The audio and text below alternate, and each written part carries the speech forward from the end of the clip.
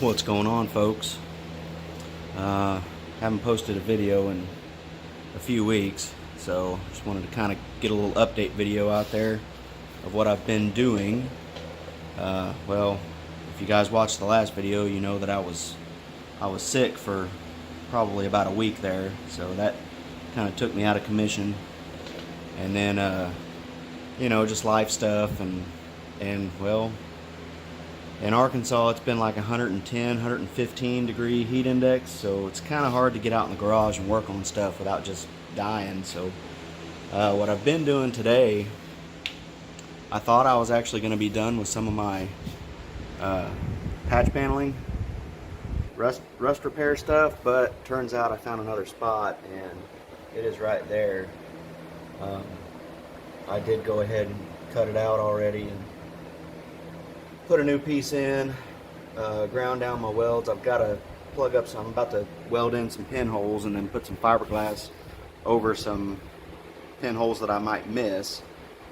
But I initially kind of thought I was going to just buy a whole new fender, but then I got to thinking about it, and I'm like, man, I still got a lot of extra sheet metal left over from when I did the floors and other quarter panels and stuff like that I've done. So I thought to myself, well, if I could do this little spot, because it's pretty much isolated down here, if I could just do this little spot and get away with it, I think I'm going to go ahead and try that, because a new fender for this car is $160, I believe, is about the cheapest I found.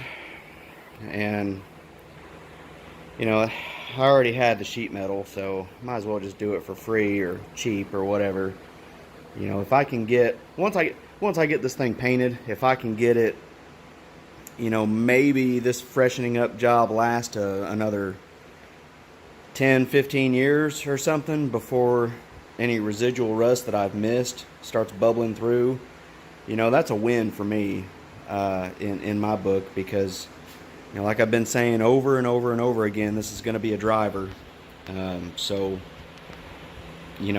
maybe when I retire, I'll do a frame off restoration on it and all that stuff, and really get deep into it. But for the time being, just for a driver quality, it's really not that bad. There's just a few little areas that need addressing, and surface rust areas, but other than that, it's in really good shape. So I think it'll be fine. I have gone ahead and taken off my trim, and I've got my trim off around the hood here, so I'm getting ready for the sealer. I've got a few hail damage spots on the hood here, or the roof, or whatever you want to call it, that I need to patch up, and then I've got a couple other little areas that I want to try to get that style line a little bit more defined with some Bondo maybe. So a few things. I did replace this front quarter, I guess you could call it. I did this, I don't remember, I think it was last weekend, maybe weekend before that. I don't know. It's been a while, guys. I've been super busy at work and stuff lately too.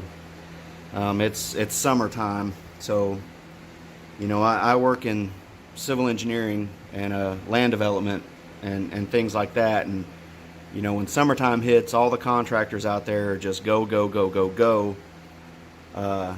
So that makes me go, go, go, go, go. So I've been doing a lot of design work and a lot of surveying work too out in this heat. So I'm really not too keen on getting out in the garage after being outside all day, and then after working all day, my brain is kind of mush, from doing design work and my field that I'm in. So, but anyways, back to this.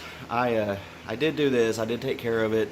I'm not super happy with it, and I'm probably nitpicking on it, but that's what we do to ourselves and our cars. We're the biggest critics of ourselves.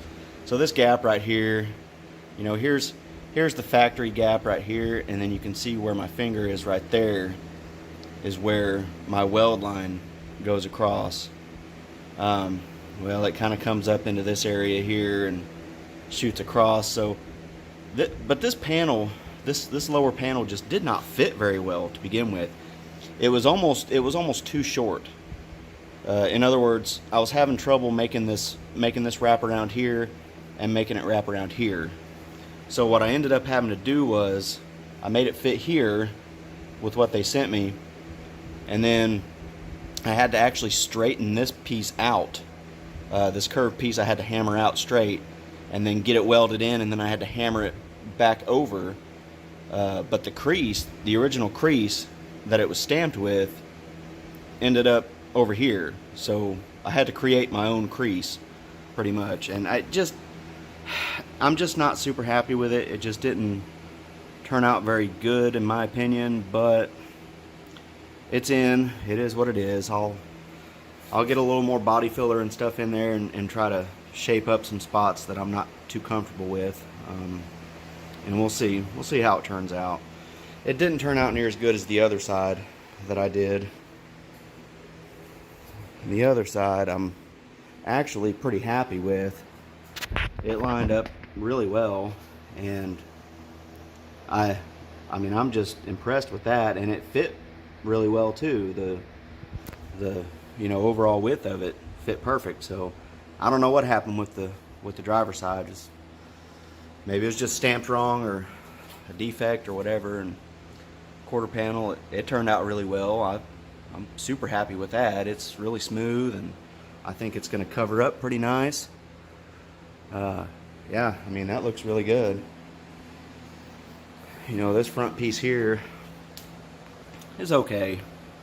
I had a little triangle right up there that I had to cut out and fix, and then I had a rectangle that was right there in that area that I had to cut out. So, you know, like I said, all the rust is just isolated to the lower part of this car, so I'm trying to just get it all tidied up and fixed up. See, I got a spot right there, a little dent. I got to get that style line reestablished too. So, and then all these little holes, these are where it had this from the factory. It had those chrome and rubber door bumpers that ran up the side. You can look at some of my previous videos and see what I'm talking about. But I went ahead and took those off, and I think I'm going to leave them off. So I'm probably going to fill those holes in with something. Don't know what yet. I don't know if I'm going to fill them with fiberglass or try to weld them or what.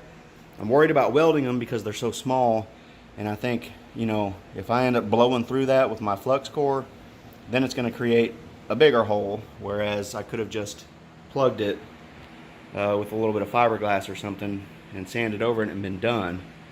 So still kind of trying to decide on that. I don't know. We'll see. But I will let you guys know how that all turns out. Ended up having to get a new alternator. That's fun. I've still got a ticking. I've still got something's wrong with one of the valves over here. It's having some issues.